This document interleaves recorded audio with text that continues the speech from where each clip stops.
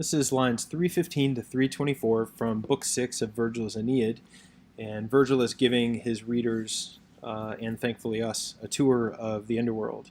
And this pretty miraculous scene that Aeneas is taking in for the first time, along with Vergil's audience here. And so in 315, Vergil says, "But the sad boatman, the sad sailor, the sad ferryman receives now these and now those." So now these souls and now those souls. But, or yet, he keeps away, he defends or he restrains those having been removed, or others having been removed far from the beach. So he's receiving some souls, these guys, those guys, but then he's also pushing away others.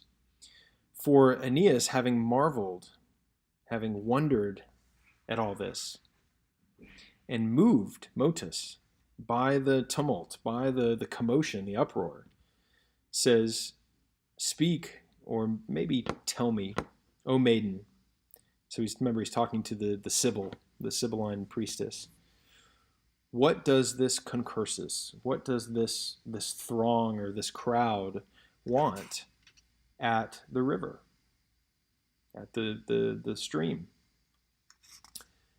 Or," so that way, "or what are their spirits, what are their souls seeking? Or by what distinction do..." Now we have high and li here, and so this correlative, literally these and those, but it might sound better to say some and then others.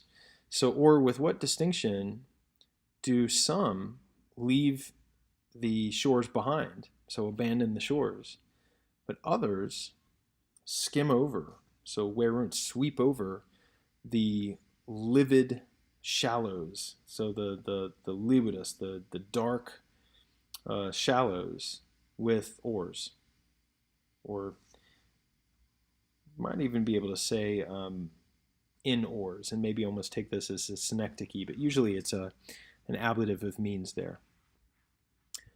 So to this man, to him, and this is an archaic dative here. We're used to seeing this as illy, but either way, it's a dative of reference. We're talking about Aeneas here. So to this man, thus briefly, the very old, long-aged priestess spoke. So to this man, thus briefly, the old priestess spoke, and she addresses him as generate. So you born of Anchises, you descent of Anchises, which is such a good way of addressing him here, such a poetic way, right? Because this is why they're going to go see Anchises. She calls him the proles certissima, the most sure, most certain offspring, and then this is the syncopation of deorum that we see that's so common. So the most sure offspring of the gods.